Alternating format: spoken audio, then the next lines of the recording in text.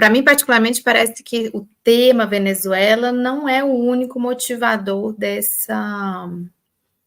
participação, diferente da de Joanesburgo, para falar assim, né? Você não acha que a própria presidência do Brasil no G20, momento de eleição nos Estados Unidos, você não acha que tem mais elementos aí que explicam essa participação mais comedida, para dizer o mínimo? Essa é uma pergunta. E a segunda pergunta é uma pergunta de bastidor mesmo. Você sentiu ou percebeu comentários sobre a presidência do Brasil no BRICS no próximo período? Expectativa? Se teve gente comentando, o que se espera? É visto como algo que vai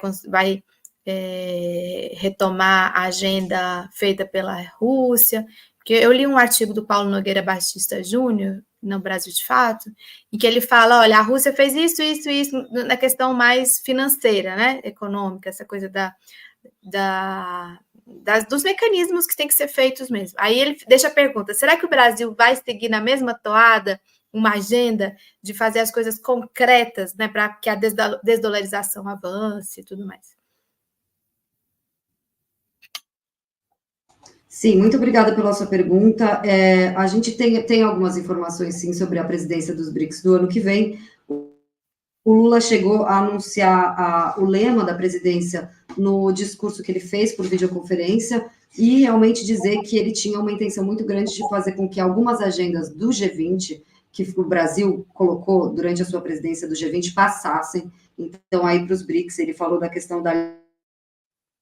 Aliança do Combate à Fome do G20 e pediu para que os países dos BRICS também se juntassem. Então, a gente tem a expectativa de que a gente vá ter aí, talvez, uma certa linha de continuidade entre a presidência do G20 e dos BRICS, e, pelo que dizem as autoridades brasileiras, pelo menos de maneira pública, também uma continuidade no tocante à presidência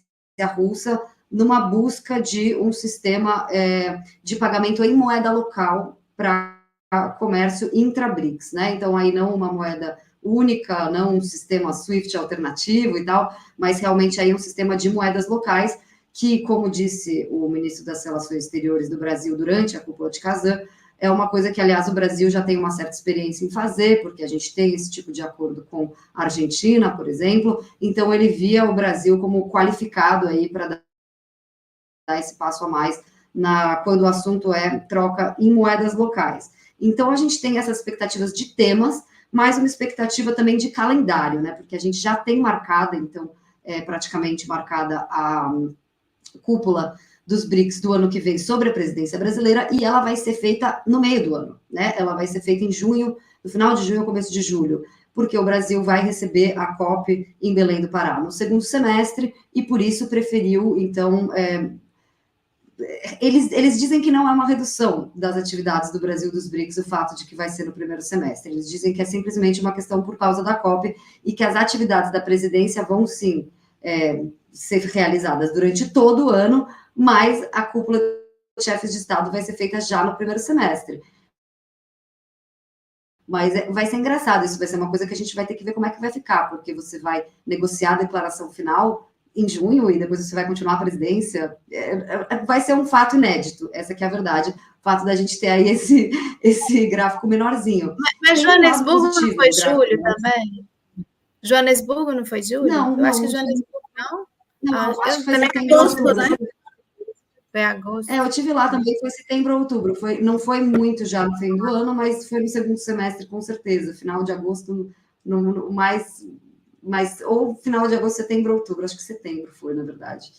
Mas então vai ser uma coisa inédita a gente ter esse gráfico aí tão pequeno, mas, por um outro lado, tem uma questão positiva, que é, no final da cúpula de Kazan, a gente tem aí, como todos nós sabemos e discutimos a exaustão, os membros que foram convidados para entrar na categoria de países sócios dos BRICS, e agora, depois que foi não oficialmente declarada a lista de países que vão ser convidados, a Rússia tem que fazer toda essa negociação até o final da presidência dela, para ver se esses países querem entrar ou não querem entrar, etc. e há uma expectativa de que a Rússia não vai conseguir terminar essas negociações só até dezembro, então seria bom, já que o Brasil já pegasse essas negociações e aí já finalizasse elas em junho. Então também a gente tem esse argumento em prol aí da gente fazer essa cúpula um pouquinho mais cedo. Mas aí, já trazendo um pouco para sua outra pergunta, que é talvez os outros motivos pelo qual o Brasil tenha diminuído um pouco a sua participação aqui em Kazan,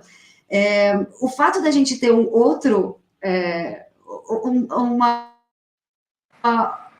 outra cúpula, no caso a cúpula do meio ambiente em Belém do Pará, para um país do tamanho do Brasil, para um país que quer ser uma potência regional, internacional, quer participar do Conselho de Segurança, me admira muito que a gente não tenha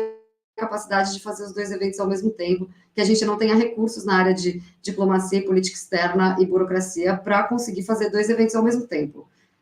Principalmente se a gente se coloca como um país candidato ao Conselho de Segurança da ONU, etc. O que é o que eu digo também para esse caso aqui do G20 e dos BRICS. O Brasil disse muitas vezes que o motivo pelo qual ele tinha uma participação tão pequena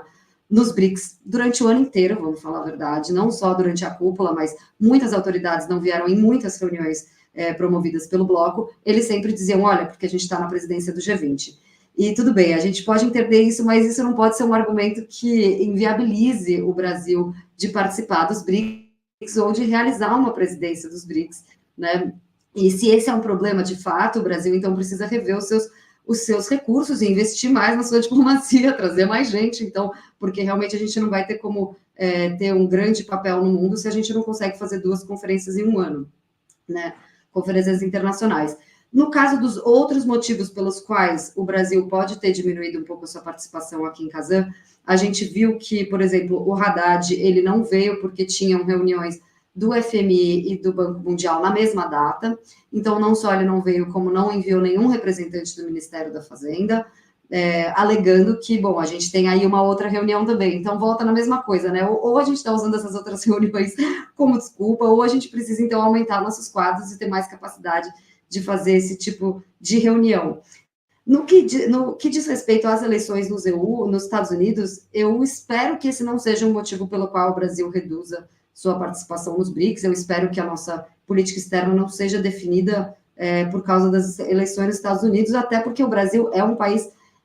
membro permanente dos BRICS, que deve estar totalmente engajado no futuro desse bloco, que é um bloco que a gente fundou, principalmente se a gente for pensar na questão do Banco dos BRICS, que a Dilma Rousseff estava aqui, trouxe um relatório, o Banco dos BRICS acabou ganhando uma envergadura muito maior do que o normal aí no mandato da Dilma Rousseff, e me pareceu raro que o Ministério da Fazenda não tenha vindo prestigiar e tentar também influenciar os rumos que o Banco dos BRICS vai tomar. Então, realmente, a ausência do Haddad foi uma pena aqui na cúpula de Kazan.